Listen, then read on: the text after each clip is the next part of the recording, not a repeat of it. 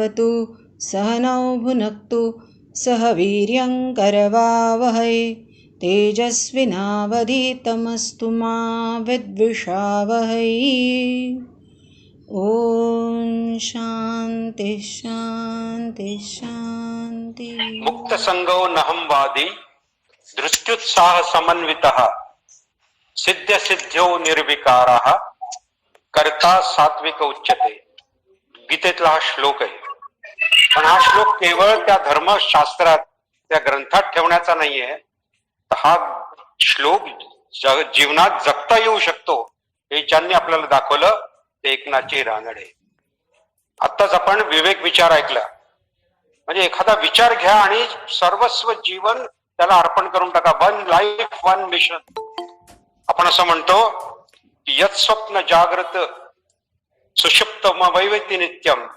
म्हणजे पूर्ण जीवन त्या एका विचाराला तुम्ही जर अर्पित केलं तर काय होऊ शकतं हे एकनाथजीने आपल्याला दाखवून दिलेलं आहे. सामान्यांचं असामान्य संघटन असं एकनाथजी म्हणायचे की विवेकानंद केंद्र काय आहे?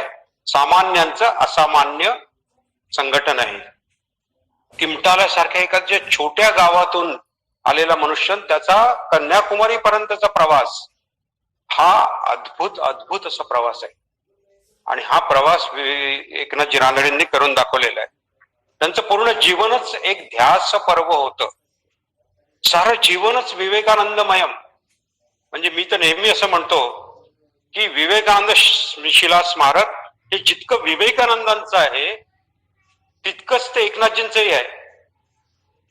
म्हणजे आपण तिथे गेलो तर आपल्याला दृश्य स्वरूपामध्ये विवेकानंदांचा मंडप दिसेल, श्रीपाद मंडप दिसेल, ध्यान मंडप दिसेल. या दिसणाऱ्या गोष्टी आहेत. म्हणजे जशी ती 3D प्लेट असते, बरेकांनी पाहिली असेल, त्याच्यावर ओम वगैरे अनेक ओम लिहिलेले असतात.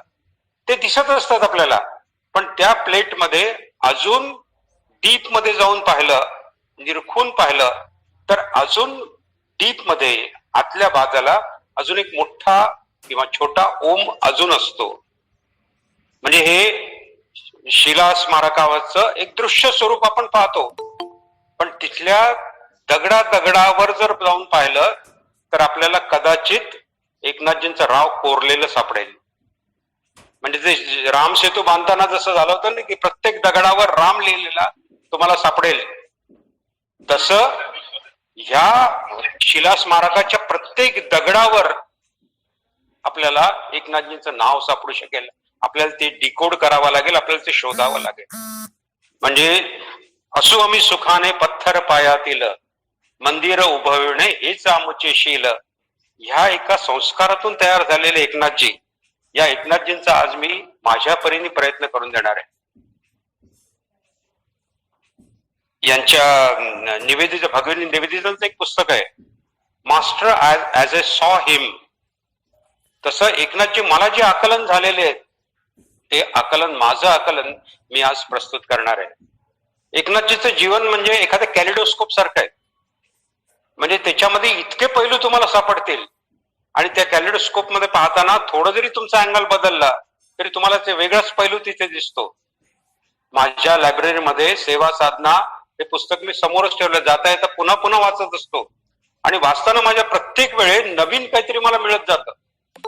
कारण ते कॅलिडोस्कोप सारखं तो सर्व आहे. तुमचा अँगल बदलला तर तुम्हाला दिसणारा पैलू वेगळा असतो. तर या एकनाथजींचा आज मी इथे तुम्हाला परिचय करून देणार आहे. माननीय विश्वासजी इथे बसलेले आहेत. माननीय विश्वासजी एकदा म्हणाले होते की एकनाथजींना आईस्क्रीम फार आवडायचं. आता एकनाथजी म्हटल्यानंतर एकदम आईस्क्रीम मी ऐकल्यानंतर मला थोडं वेगळं वाटलं, पण नाथाघरची खूणच वेगळी. आपलं आईस्क्रीम म्हटल्यानंतर आपल्याला काय आठवतं? एक विशिष्ट प्रकारची डिश आठवते. त्याच्यामधले इन्ग्रेडियंट्स म्हणजे त्याच्यात दूध असेल, साखर असेल, क्रीम असेल, एखादा फ्लेवर असेल. पण एकनाथजींचं जे आईस्क्रीम होतं त्या आईस्क्रीम मध्ये 5 घटक होते आणि या 5 घटकांचं मिळून झालेलं हे आईस्क्रीम. ते कसं होतं? आईस्क्रीम म्हणजे आ इज आत्मविश्वास, ई इज इच्छाशक्ती, स इज सकारात्मक विचार, क्री इज क्रियाशीलता, आणि म इज महत्वाकांक्षा. ह्या 5 घटकांचं 5 इन्ग्रेडियंट्स मिळून तयार झालेलं आईस्क्रीम जे होतं ते एकनाथजींचं आईस्क्रीम होतं. तर या आईस्क्रीमच्या एकेका घटकाचं मी वर्णन करताना एकनाथजींच्या जीवनातले छोटे छोटे मी उदाहरणं देणार आहे. आपण पहिला घटक घेऊ आत्मविश्वास. आत्मविश्वास म्हणजे self confidence. I can and I will. मी हे करू शकतो आणि करणारच. टिळकांचं जे वाक्य होतं, स्वराज्य हा माझा जन्मसिद्ध हक्क आहे आणि तो मी मिळवणारच. हा जो च आहे ना, हा आत्मविश्वास आहे. एकनाथजींमध्ये हा आत्मविश्वास ठासून भरलेला होता. विवेकानंद नेहमी म्हणायचे की 33 कोटी देवदेवतांवर तुमचा विश्वास असेल आणि तुमचा स्वतःवर विश्वास नसेल तर तुम्ही नास्तिक आहात. तर एकनाथजी आस्तिक होते. सांगण्यात आलं की तुम्ही एकनाथजीच्या जीवनात एक गोष्ट सांगतो उभं करायचं आहे की एकदा विमानातून जात असताना त्या काळात प्रदेश नवीन, भाषा टेक्नॉलॉजिकली चांगलं हे नव्हतं आणि पण विमानातून जाताना त्या विमानाला थोडंसं एक थरथराट आला, टर्ब्युलन्स आला टाइम मध्ये 7 आणि सर्व प्रवासी घाबरले. स्मारक उभं करून दाखवलं आणि इकडे पाहतात तर एकनाथजी काहीतरी आपलं इच्छाशक्ती वाचत बसलेले होते. त्यांना विचारले तुम्हाला भीती नाही वाटत आहे का RSSचे? त्यांना म्हणाले महाभूत वश आहेत की ध्येय तक पोहोचे बिना. एक भाऊराव देवरस, दुसरं यादवराव जोशी, तिसरे मोरोपंत पिंगळे, चौथं दत्तोपंत ठेंगडी आणि 5वे एकनाथजी रानडे. ज्यावेळी एकनाथजींना तिकडे पाठवण्यात आलं त्याच्यानंतर एक कोणीतरी प्रचारक श्री गुरुजींना भेटले आणि त्यांनी विचारलं की तिथे कोणाला पाठवलंय? तर त्यांनी सांगितलं मी एकनाथजींना पाठवलंय तिकडे. तर त्या माणसाचं, त्या प्रचारकांचं जे वाक्य होतं ते हे होतं की एकनाथजींना तिथे पाठवलंय ना, आता विवेकानंदांना देखील त्या रॉकवर जाऊन उभं राहण्याशिवाय गत्यंतर नाही. हा माणूस इतका निश्चयी आहे, याची इच्छाशक्ती एवढी प्रबल आहे की ते शिला स्मारक झाल्याशिवाय राहणार नाही. ही प्रचंड अशी इच्छाशक्ती. आपण तिसऱ्या घटकाकडे येऊ, सकारात्मक विचार. सर्वच शिलास्मारकाच्या विरोधात होतं आणि इतकं असूनही शिलास्मारक होणार म्हणजे होणार. दगडावरची रेग आहे असं एकनाथजी म्हणायचे. म्हणजे ते अर्जुनाला जसा त्या पोपटाचा डोळा दिसत होता, रात्रंदिवस एकनाथजींना फक्त ते शिलास्मारक दिसत होतं. सुजित धरांची गोष्ट आहे, सर्वांना माहिती आहे, पुन्हा सांगतो. सकाळी फिरायला जात असताना सुजित धर आणि एकनाथजी फिरायला गेले असताना एकनाथजीने अचानक सुजित धर हे आपले कार्यकर्ते जे त्यांना तिथे काय दिसतं रे? तिथे म्हणाले मला ती श्रीपाद शिला दिसते आणि समोर वरती काहीतरी ढग वगैरे आहेत. एकनाथजी म्हणाले अरे मला तिथे शिलास्मारक दिसतंय आणि शिलास्मारक त्यांनी करून दाखवलं. हा त्यांचा सकारात्मक असा विचार होता. चौथा घटक आपण पाहतो क्रियाशीलता. क्रियाशीलता म्हणजे चिकाटी आणि सातत्य, परसिव्हरन्स म्हणतो आपण त्याला. इतका प्रयत्न की त्याला आपल्या भाषेमध्ये असं म्हणतात भगीरथ प्रयत्न. एकनाथजींनी त्या शिलास्मारकासाठी भगीरथ प्रयत्न केलेला आहे. विवेकानंद नेहमी म्हणायचे arise awake and stop not till the goal is reached. जोपर्यंत ध्येय प्राप्त होत नाही तोपर्यंत थांबायचं नाहीये. एकनाथजींनी हे जीवनात उतरवून दाखवलेलं आहे. एकनाथजींची जे सांगतात की पायाला भिंगरी, आपल्या सहकारांचे दोष पोटात घेण्यासाठी मोठं पोट, तोंडात साखर आणि डोक्यावर बर्फ, ही पायाला भिंगरी लागलेली होती यांच्या. Success is only 1% inspiration and 99% perspiration. हे आपल्याला एकनाथजींच्या जीवनात दिसतं. He was a fast performer. He left no stone unturned to see that this smarak is done. प्रयत्नात अथक म्हणजे इतके अथक प्रयत्न की नियतीला देखील नो हा ऑप्शनच असला पाहिजे, असू नये, इतके त्यांचे अथक प्रयत्न होते. आणि या अथक प्रयत्नातून त्यांनी शिला स्मारकाचं हे स्वप्न, जे स्वप्नच होतं खरं, ते स्वप्न साकार करून दाखवलेलं आहे. आपला 5वा जो घटक आहे आईस्क्रीमचा तो आहे महत्वाकांक्षा. अनेक पर्याय सुचवले गेलेत की त्या ठिकाणी तुम्ही फक्त एखादे टॅबलेट लावा, त्या ठिकाणी एखादी त्यांची प्रतिमा राहू द्या, एखादा झेंडा राहू द्या, बस एवढंच राहील. छोटी 15 बाय 15ची एखादी खोली करा, तिथे एखादं काहीतरी आपण त्यांचं स्मारक करूया. एकनाथजींनी हे सर्व नाकारलं. विवेकानंदांचं स्मारक करायचं आहे तर ते विवेकानंदांच्या दर्जाला शोभलं पाहिजे इतकं स्मारक करायचं आहे. आणि भव्य म्हणजे करायचं तर भव्यच करायचं आहे, ही महत्वाकांक्षा. आणि या महत्वाकांक्षेतून आज आपण ते शिला स्मारक तिथे पाहतोय. ते शिला स्मारकाचं ज्यावेळी उद्घाटन झालं, त्याच्यानंतर ज्यावेळी इंदिरा गांधी तिथे आल्या होत्या, त्यांनी फार संतोष व्यक्त केला. आणि इंदिरा गांधी त्या रॉक वरून वापस येत असताना त्यांचे जे कार्यकर्ते होते ते इंदिराजींना म्हणाले की महात्मा गांधी पण इथे येऊन गेलेले आहेत कन्याकुमारीला, तर एवढं मोठं चांगलं एक आपल्याला स्मारक गांधीजींचं देखील इथे व्हायला पाहिजे. इंदिराजी हसल्या आणि त्यांना म्हणाला, हो माझ्याही मनात तोच विचार आला, पण मला कठीण दिसतंय कारण आपल्याजवळ एकनाथ रानडे सारखा माणूस नाही. म्हणजे इंदिराजी सारख्या विरोधकांनी देखील ज्यांचं कर्तृत्व मान्य केलं असे हे महत्वाकांक्षी एकनाथजी रानडे होते. म्हणजे आपण 5 घटक जे पाहिलेत, आत्मविश्वास, दुर्दम्य इच्छाशक्ती, सकारात्मक विचार, क्रियाशीलता आणि महत्वाकांक्षा, या 5 घटकांचं त्यांच्यामध्ये एक एकत्रीकरण आपल्याला पाहायला मिळतं. अभयजींची एक गोष्ट सांगतो. अभयजी आम्हाला नेहमी सांगायचे की त्यांना एक कोणीतरी भेटलं, त्यांनी एमकॉम केलं होतं. तर म्हणे काय झालं, तू काय शिकलास? तर म्हणे एमकॉम झालं. पुढे काय करायचंय? तर तो म्हणाला मी एमबीए करणार आहे. एकनाथ अभयजी त्याला म्हणाले, अरे तुला मॅनेजमेंट शिकायचं आहे ना, तू विवेकानंद केंद्रात ये. विवेकानंद केंद्रामध्ये तुम्हाला मॅनेजमेंटच्या सर्व गोष्टी सहज शिकायला मिळतील. इथे लिडरशिप डेव्हलपमेंट तुला मिळेल, इथे कम्युनिकेशन स्किल्स तुला शिकायला मिळतील, इथे टीम डेव्हलपमेंट कशी असते ती शिकायला मिळेल. आणि या सर्व मॅनेजमेंट हे तुला शिकायला मिळेल. एकनाथजी हे मॅनेजमेंट गुरु होते. मॅनेजमेंट गुरु आपण एकनाथजींना म्हणू शकतो, कारण आपल्याला अनेक गोष्टी त्यांनी मॅनेजमेंटच्या शिकवलेल्या आहेत आणि सहज शिकवलेल्या आहेत.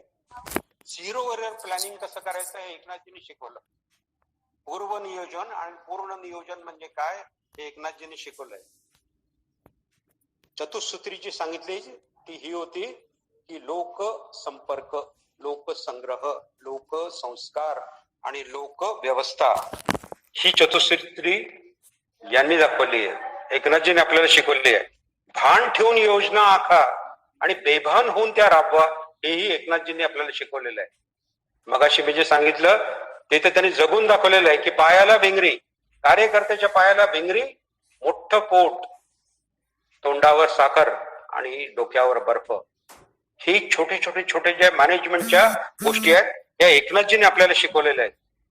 एकनाथजी अत्यंत परफेक्शनिस्ट होते आणि त्या अनेक गोष्टी मी तुम्हाला आज सांगणार आहे. आपली केंद्र प्रार्थना घ्या.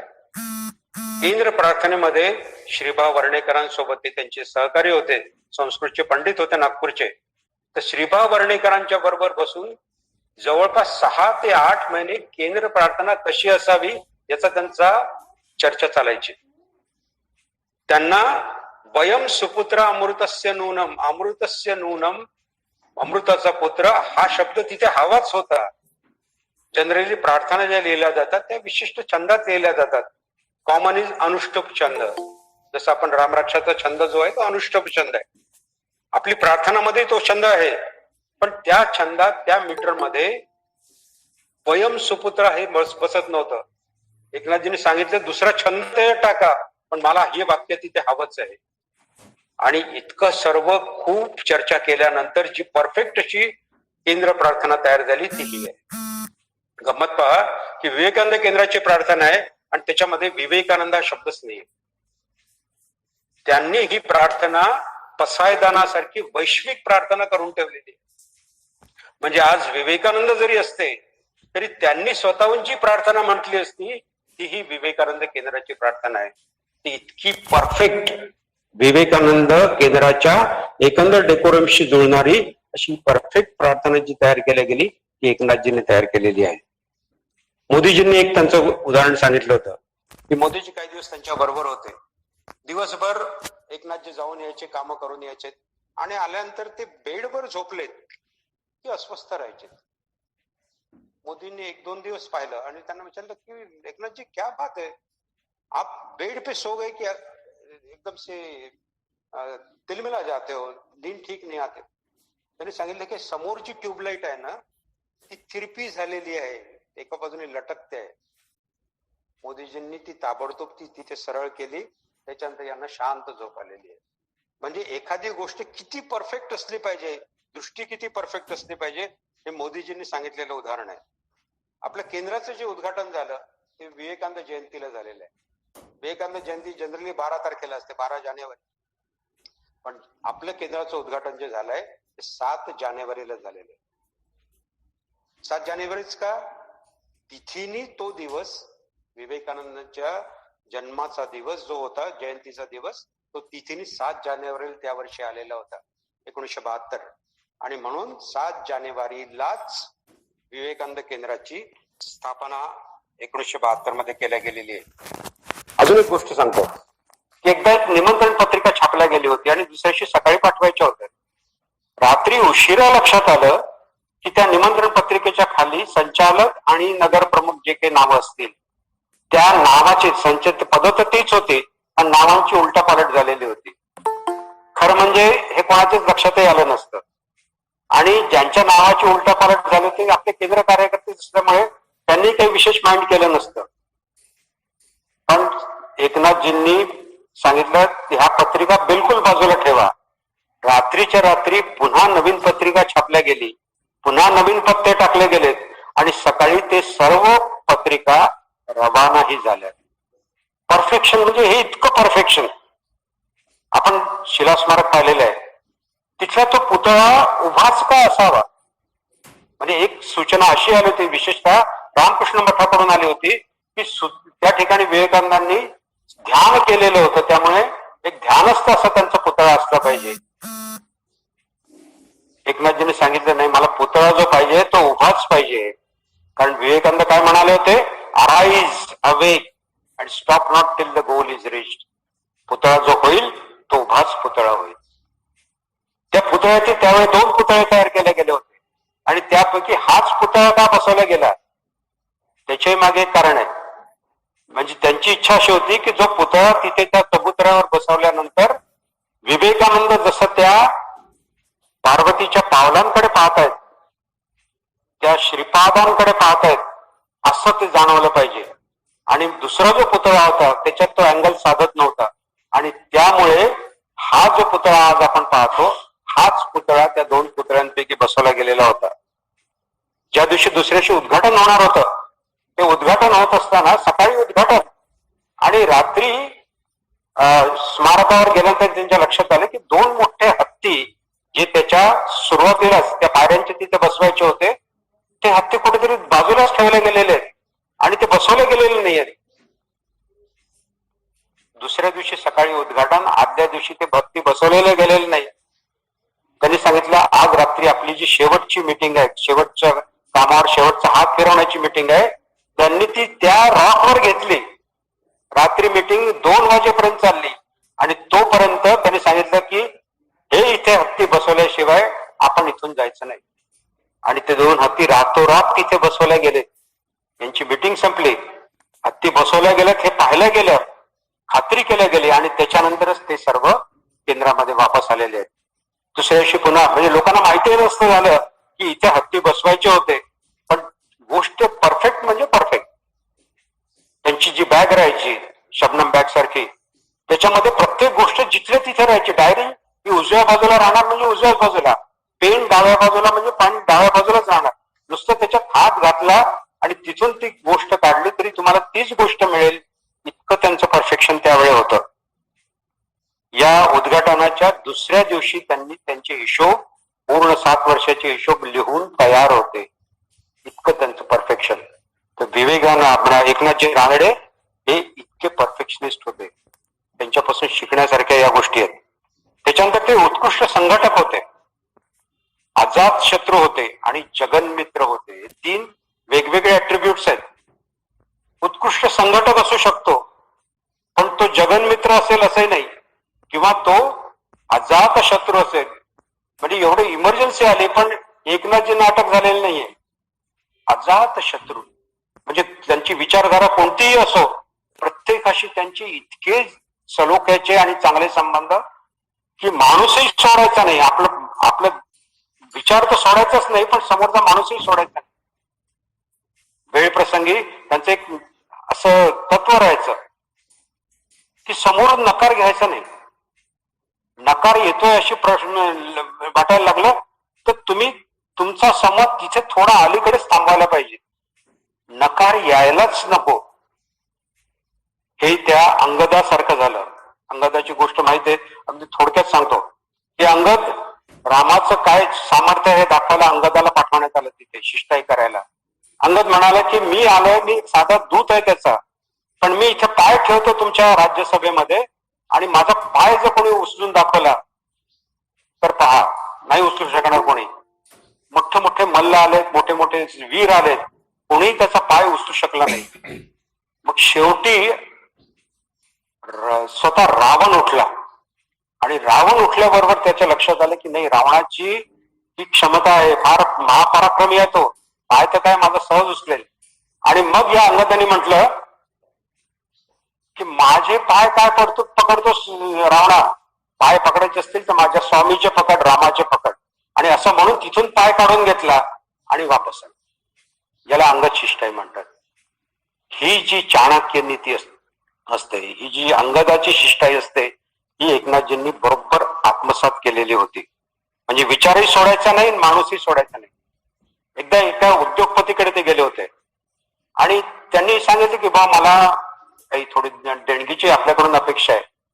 त्यांनी सांगितलं मी या दगडा विटांसाठी मी पैसे देत नाही. ते म्हणाले नक्की का? हो नक्की, आम्ही दगडा विटांसाठी पैसे देणार नाही. त्यांनी लक्षात ठेवलं, वापस आलेत आणि ज्यावेळी विवेकानंद केंद्र तयार केलं गेलं त्यावेळी पुन्हा त्याच्याकडे गेलेत आणि त्यांनी भरघोस अशी देणगी दिलेली विवेकानंद केंद्रासाठी. त्यांनी सांगितलं हे दगडा विटाचं नाही, आता हे जिवंत असं विवेकानंद स्मारक मी तयार केलेलं आहे आणि त्यांनी ती देणगी दिलेली आहे. म्हणजे आपलं विचारही सोडायचा नाही आणि माणूसही सोडायचा नाही. पायाला भिंगरी, डोक्यावर बर्फ आणि तोंडात साखर, हा तर त्यांनी जगून दाखवलेली गोष्ट आहे. पत्र व्यवहाराच्या बाबतीत आपण पाहतो की 20,000 पत्र त्यांनी प्रवासात लिहून काढलेली आहे. मऊ मेणा परी परी वज्रातपी कठोर असा त्यांचा स्वभाव होता. मुळात ते फार शीघ्रकोपी होते, पण केंद्राचं काम करता करता त्यांनी स्वतःला व्रतानुकूल करून घेतलेलं आहे. म्हणजे शीघ्रकोपी असूनही आपण जे एकनाथजी आपल्याला माहित आहेत ते तसे आपल्याला कधीच पाहायला मिळाले नाही. एकदा असं गेलं की एका जणाकडे जेवायला गेले असताना ते जेवायला बसले, आपला भोजन मंत्र झाला आणि जेवायला बसले, घास घेतला. सहकार्याने यांच्याकडे पाहिलं, यांनी खूण केली की जेवून घेतलं त्यांनी. जेवून झाल्यानंतर त्या माऊली ज्यावेळी जेवायला बसल्या, ज्यांनी त्यांच्याकडे गेले होते, त्यांच्या लक्षात आलं की मीठ फार झालेलं आहे, डबल टाकलं गेलेलं आहे. आणि त्यांच्या डोळ्यात पाणी आलं की यांनी बोलले देखील नाही. त्यांनी त्यांची माफी मागितली, ती त्यावेळची गोष्ट. वापस येत असताना तो कार्यकर्ता म्हणाला की एकनाथजी आपण सांगितलं का नाही की त्यांनी दुसरं काहीतरी व्यवस्था केली असते. एकनाथजी म्हणाले की आपण एकदा भोजन मंत्र म्हटलंय ना, ब्रह्मार्पण म्हटलंय ना, आता हा प्रसाद आहे. आणि जसं एखाद्या प्रसादामध्ये, त्या प्रसादामध्ये एखादा खौट असा बेदाणा जरी आला तरी आपण तो प्रसाद खाऊन घेतो, त्याप्रमाणे आपण आपलं एकदम ब्रह्मार्पण म्हटल्यानंतर समोर जे आहे तो प्रसाद म्हणून आपण स्वीकारला पाहिजे. म्हणजे स्वतःच्या उदाहरणातून त्यांनी लिडिंग बाय एक्झाम्पल, स्वतःच्या उदाहरणातून कार्यकर्ते घडवत गेलेले आहेत. एका संघाचं परिचय सत्र होतं, मला कालच ही माहिती मिळाली. आज आपल्या याच्यात जॉईन झालेले आहेत जयंतराव रानडे म्हणून आहेत सांगलीचे. त्यांनी सांगितलेली गोष्ट मी तुम्हाला सांगतो की महाराष्ट्राचा प्रांतिक वार्षिक बैठक होता RSS ची, आणि त्यावेळी ही महाराष्ट्राची प्रांतिक बैठक 1956 ची गोष्ट आहे, पुण्याला होती. त्याच्यामध्ये 80 पूर्ण महाराष्ट्रातून कार्यकर्ते आले होते आणि अखिल भारतीय स्तरावरचे कार्यकर्ते म्हणून एकनाथजी त्यांचं बौद्धिक घेण्यासाठी आलेले होते. हे सत्र सुरू झालं, 40-40 मिनिटाचे असे सत्र राहायचे.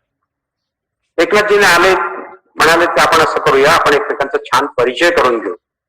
आणि परिचय करता करता करता ते पहिलं 40 मिनिटाचं सत्र संपलं. दुसऱ्या सत्रासाठी पुन्हा जमल्यानंतर दुसऱ्या सत्रात ज्यावेळी लोक आले त्यावेळी ते जसे बसले होते त्याच पद्धतीने बसलेले नव्हते. आणि आपलाही अनुभव आहे की परिचय सत्रामध्ये होतं काय की जो बोलत असतो तो बोलत असतो, अधिकारी त्याची नोंद करत असतात आणि बाकीच्या लोकांचं काहीच लक्ष नसतं.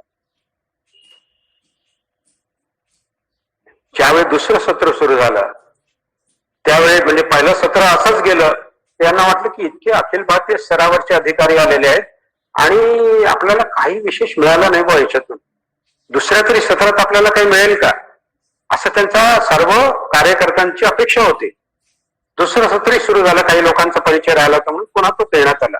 आणि त्याच्यानंतर एकनाथजी म्हणाले की आपलं राष्ट्रीय स्वयंसेवक संघ म्हणजे एक कुटुंब आहे, आपल्याला एकमेकांना आत्मीयतेने समजून घेणं आवश्यक आहे. आणि परिचय म्हणजे नुसता तो परिचय असू नये, आपण एकमेकांना किती जाणतो. तर आता मी असं करतो की मगाशी तुम्ही जो परिचय करून दिला त्यापैकी माझ्या किती लक्षात राहिलाय हे मी तुम्हाला सांगतो, काही चूक झाली तर सांगा. आणि असं म्हणून त्यांनी त्या 80 पैकी 25-26 लोकांचा परिचय त्यांनी जसाचा तसा दिला होता त्या सर्वांचा परिचय करून दिला. आणि त्या परिचय सत्रात त्याच्यानंतर ते म्हणाले की अजून कोणामध्ये शंका असेल की खरंच माझ्या लक्षात आहे की नाही तर त्यांनी विचारावं. एक माणूस उभा राहिला, बेळगावकडचा होता, त्याचं नावच विचित्र होतं काहीतरी. त्याला शंका होती की कदाचित माझं नाव एकनाथजींना लक्षात राहिलं नसेल, माझा परिचय लक्षात राहिला नसेल. आणि मग लक्षात आलं की एकनाथजींनी त्याचा जो परिचय सांगितला तो जसाच्या तसा सांगितलेला. आणि याला जे उपस्थित होते त्यावेळेचे डोंबिवलीचे प्रचारक होते कारखानीस म्हणून, आणि दुसरे घारुअण्णा वैद्य हे ठाण्याचे जिल्हा संघचालक होते. हे दोघं बाहेर आल्यानंतर यांचं म्हणणं काय पडलं की आपल्याला सुरुवातीला वाटत होतं की आपल्याला भौतिक असं काहीच मिळालं नाही, भौतिक असं काहीच मिळालं नाही, पण खरंच हा माणूस असा आहे की यापुढे यांनी सांगावं आपण ऐकावं. इतकं आत्मीयतेने केलं गेलेलं म्हणजे भौतिक झालंच नाही त्या दिवशी, परंतु त्याच्यातून जे दर्शन कार्यकर्त्यांना घडलं ते वेगळंच होतं. म्हणजे अशा प्रकारे कार्यकर्ते जोडायचे असतात, संघटना ही सर्व समावेशक असली पाहिजे असं त्यांचं म्हणणं असायचं. आणि त्यांच्या दृष्टीने दोनच प्रकारचे कार्यकर्ते होते, एक जे आज कार्यात आहेत ते, आणि दुसरे जे उद्या कार्यात येणार आहेत ते. झपाटून काम करण्याची त्यांची, संघटक म्हणून झपाटून काम करायचे. विश्वाजीने सांगितलेला एक प्रसंग मी सांगतो. ज्यावेळी ते संघात होते, तरुण होते, त्यांच्याकडे ही जबाबदारी देण्यात आली की दसऱ्याच्या संचलनासाठी कामठी म्हणून आपले जे काही कार्य हे आहेत स्वयंसेवक, त्या सर्व बाल स्वयंसेवकांना सकाळी 7 वाजताच्या संचलनासाठी घेऊन यायचं. आता 7 वाजता आणायचंय, सर्व गणवेश घालायचंय, तर म्हणून लवकर जाणं आवश्यक आहे. आणि म्हणून हे गेलेत आणि कामठीचे त्या एकेका घरात जायचे. तर पहिल्या घरात ज्या वेळी गेलेत 3-3:30ची वेळ, आणि 3:30 वाजता त्यांनी दरवाजा ठोठवला. दरवाजा ठोठवल्यानंतर त्या घरातले जे होते त्यांनी दरवाजा उघडला, समोर पाहत होता एकनाथजी. म्हणजे एकनाथ आर यू मॅड, किती वाजत पाहिलेत का, Eknath are you mad. Eknathji म्हणाले who told you I am not. मी या ध्येयासाठी वेडाच झालेलो आहे. आणि आपण पाहतो की जे ध्येय वेडे असतात तेच लोक इतिहास घडवू शकतात. या आपल्या एकनाथजींनी असा इतिहास घडवलेला आहे. एकनाथजी विजनरी होते, ते दूरद्रष्टा होते, मंत्रद्रष्टा होते. मंत्र त्यांनी जो दिलाय तो आहे वन लाईफ वन मिशन, एक जीवन एक ध्येय, हे त्यांचा मंत्र होता. आणि ते दूरद्रष्टा कसे होते की ज्यावेळी विवेकानंद केंद्राची स्थापना झाली तेव्हाच त्यांच्या लक्षात आलं होतं की ईशान्य साईडला हा भारतापासून तुटून जाणारा देश आहे, तुटत आलेला देश आहे, आपल्याला प्रदेश आहे. या प्रदेशामध्ये आपल्याला आपलं कार्य पहिल्यांदाच तीच सुरू करावं लागेल. काहीतरी केल्याशिवाय हा भारताशी जोडलेला राहणार नाही. आणि म्हणून ईशान्य आज आपल्याला भारतात जो जोडलेला दिसतोय त्याच्या मागे एकनाथजींची दूरदृष्टी होती. आता अजित डोवालांचं जे प्रबोधन झालं होतं त्याच्यातही त्यांनी हे मान्य केलं की ही एकनाथजींची दृष्टी होती, ही विवेकानंद केंद्राचं तिथलं काम होतं की त्यामुळे ईशान्य भारत आपल्या भारतामध्ये आहे. हे खऱ्या अर्थाने शिला स्मारक हे राष्ट्रीय स्मारक करायचं होतं त्यांना. बिर्ला त्यांना एकदा म्हणाले होते की हे तुमचं काम नाही, संन्याशांचं काम नाही आहे, हे तुमच्यासारख्या प्रचारकांचं काम नाहीये, हे आमच्यासारख्या धनिकांचं काम आहे. पण एकनाथजी म्हणाले होते मला बिर्ला मंदिर बांधायचं नाहीये तिथे, मला तिथे राष्ट्रीय स्मारक करायचंय. विवेकानंदांचंच होईल पण ते पूर्ण राष्ट्राचं राहील हा त्याच्या मागे विश्वास होता. हा जगन्नाथाच्या रथासारखा आहे की प्रत्येकाचा सहभाग असला पाहिजे. आणि आपण पाहतो की त्या ठिकाणी जे शिल्प तयार झालेलं आहे शिला स्मारकाचं, त्याच्यात सर्व प्रकारची शिल्पकला आलेली आहे. पूर्ण देशातल्या वेगवेगळ्या प्रदेशातली शिल्पकला त्याचा संगम तिथे आपल्याला पाहायला मिळतो. पूर्ण देशातून त्या कामासाठी मटेरियल मागवलं गेलं, तिथून माती मागवल्या गेली, तिथे ते वापरल्या गेलेली आहे. पूर्ण देशातून त्या काळामध्ये ज्यावेळी चीनचं आक्रमण झालेलं होतं, आर्थिक स्थिती अत्यंत मंदावलेली होती, त्या काळामध्ये मोठ्या देणग्या मिळणं कठीण होतं. एकनाथजींनी त्यावेळी जी योजना राबवली ती 1-1 रुपयाच्या कुपनची योजना होती. आणि या 1-1 रुपयाच्या माध्यमातून त्यांनी पूर्ण देश त्या शिला स्मारकाशी जोडून टाकलाय. म्हणजे आपला कार्यकर्ता ते कुपन देण्यासाठी जाण्याच्या आधीच विवेकानंद शिला स्मारकाची माहिती तिथे पोहोचलेली असायची. आणि ह्या निमित्ताने 1-1 रुपयाच्या माध्यमातून का होईना पण विवेकानंदांचं एक परिवारच तयार झाला. हे माध्यम होतं पण त्याच्यातून आपण पाहतो की पूर्ण देश त्याच्यामध्ये जोडला गेला. आणि ही भावना झाली की अरे मी इथे आलेलो आहे, शिला स्मारक मी पाहतोय पण याच्यात माझा 1 रुपया आहे. ही कॉन्ट्रीब्युशनची ही समत्वाची भावना जी आहे ती त्या योजनेतून निर्माण केल्या गेलेली आहे. शिला स्मारक होण्याच्या आधीच त्यांच्या मनामध्ये विवेकानंद केंद्राची कल्पना सुरू झालेली होती.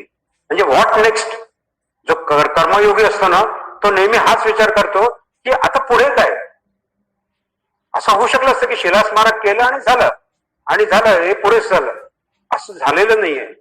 त्याच्या पुढच्या स्टेप्स आपोआप त्या येत गेलेल्या आहेत. आणि त्याची ब्लू प्रिंट ही त्यांच्या मनामध्ये पहिलेपासूनच तयार होत गेलेली. विवेकानंद एक शिला केंद्र करण्यामागे त्यांचा जो उद्देश होता की भारतात ज्या सत्शक्ती आहेत, ज्या आध्यात्मिक फोर्सेस आहेत, हे विखुरलेले आहेत, याचं एकत्रीकरण झालं पाहिजे. याच्यासाठी कोणीतरी लीड घेणं आवश्यक आहे. तो विवेकानंद केंद्राने लीड घेतलेला आहे. म्हणजे स्वामी विवेकानंदांचं स्वप्न होतं की या देशामध्ये संन्याशांची एक संघटना असावी, संन्यासिनींची एक असावी. पण संन्यासेतर जो पूर्ण समाज होता याला एका विवेकानंदापर्यंत पोहोचवण्या, त्या विचारापर्यंत पोहोचवण्याचं काम जर कोणी केलं असेल तर ते विवेकानंद केंद्राने केलं. आणि याच्यात अनेक अभिनव योजना राबवल्या गेलेल्या आहेत. म्हणजे या ठिकाणी स्त्री पुरुष हा भेद नाहीये, लक्षात घ्या. या ठिकाणी स्त्रिया पण काम करतात, पुरुष पण काम करतात, पण त्यांचं एकमेकांशी जे संबंध आहेत ते भावा बहिणीचे. या ताई आहेत, हा दादा आहे, हा काका आहे, मामा आहे, म्हणजे आपण एक कुटुंब आहे. ही एक भावना सुरुवातीपासून या विवेकानंद केंद्रात रुजवल्या गेलेली आहे. आपण पाहतो की ज्या कार्यपद्धती आहेत या कार्यपद्धतीत पूर्ण समाज त्याच्यामध्ये कसा एंटेंगल होईल हे पाहायला गेलेलं आहे. म्हणजे आपल्या लहान मुलांसाठी असलेले संस्कार वर्ग आहेत, सर्वांसाठी योग वर्ग आहेत, केंद्र वर्ग आहेत, आणि बाकीचे याच्यात येत नाही त्यांच्यासाठी स्वाध्याय आहे. म्हणजे असे मॉड्यूल्स तयार केले गेले की ज्याच्यामध्ये विवेकानंदांच्या केंद्राच्या माध्यमातून पूर्ण समाज कव्हर झाला पाहिजे.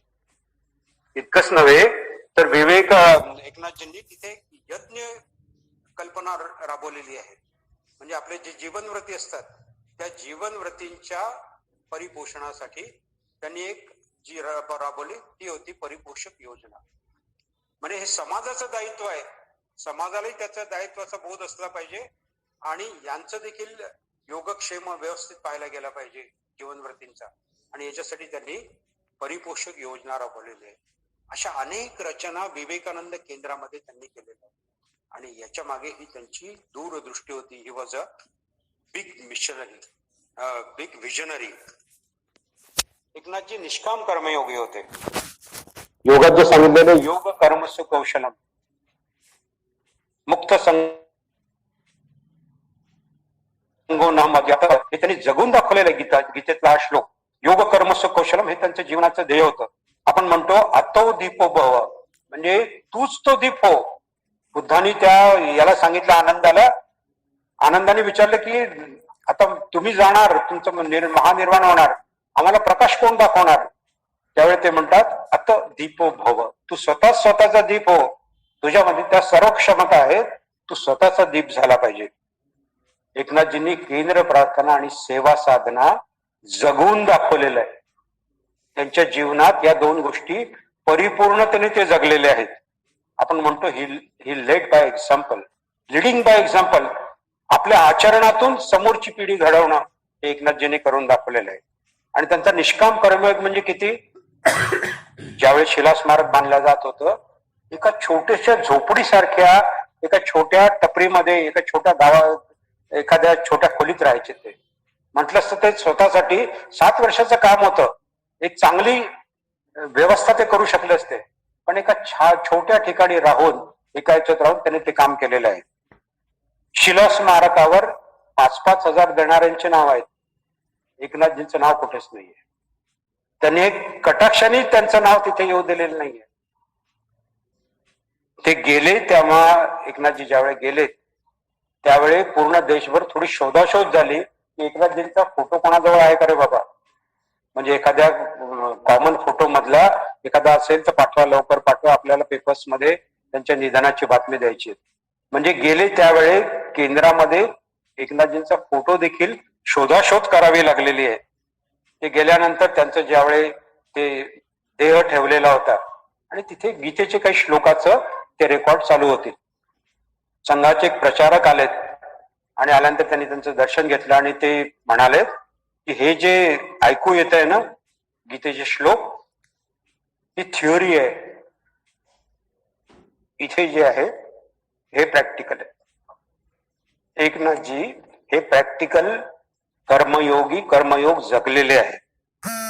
शेवटी एकच सांगतो की 1 लाईफ 1 मिशन हे जे त्यांनी आपल्याला मंत्र दिलेला आहे त्यांनी तो जगून दाखवलेला आहे. His life was his mission, his life was his mission, but his life was his message. त्यांचा मेसेज देखील त्यांच्या लाईफ मध्येच आपल्याला सापडतो. He was one with the mission, सदा विवेकानंदमयम. वन विथ द मिशन किती सांगू? ज्यावेळी ते शेवटच्या काळामध्ये त्यांची स्मृती गेली होती. हॉस्पिटलमध्ये लोक त्यांना भेटायला जायचे, पण विशेष ते ओळखायचे नाहीत. स्मृती गेलेली आहे. मग कोणीतरी एकदा असा विचार केला की विवेकानंदचं एवढं काम केलं त्यांना दाखव. आणि तो विवेकानंदचा फोटो त्यांनी पाहिल्यानंतर काहीतरी हालचाल झाली, त्यांना काहीतरी आठवल्यासारखं झालं आणि ते पुटपुटले की हा तर मीच आहे. म्हणजे वन विथ द मिशन काय असू शकतं हे त्यांनी आपल्याला त्यांच्या ह्याच्यातून दाखवून दिलं आहे की त्या विवेकानंदच्या फोटोमध्ये मीच मला त्याच्यात दिसतोय हे वाटणं, हे त्या वन विथ द मिशनची गोष्ट होती. आपलं जीवन सफल होणं ही एक गोष्ट आहे, पण केवळ सफल होऊन चालणार नाही. याचा आदर्श आपल्या समोर एकनाथजींनी ठेवलेला आहे. जीवन सफल झालंच पाहिजे, सफलतेसाठीच माझा जन्म आहे, पण केवळ सफल होऊन चालणार नाही, माझं जीवन सार्थकही झालं पाहिजे. एकनाथजींच्या बाबतीत बोलायचं तर मी असं म्हणेन की शिला स्मारक ही त्यांची सफलता होती आणि विवेकानंद केंद्र ही त्यांची सार्थकता होती. आपल्या केंद्रामध्ये प्रार्थनेमध्ये एक वाक्य येतं, वयं सुपुत्र अमृतस्य नूनम तवैव कार्यार्थम इहोपजातः. ज्यांना हे कळलं ते विवेकानंद झाले, ज्यांना हे कळलं ते एकनाथजी झाले. आपल्याला हा बोध लवकरात लवकर व्हावा या सेवा साधनेच्या दिवशी मी अशी प्रार्थना करतो. सर्वे भवन्तु सुखिनः, सर्वे सन्तु निरामयाः, सर्वे भद्राणि पश्यन्तु, मा कश्चित् दुःखभाग् भवेत्. ॐ शान्ति शान्ति शान्ति.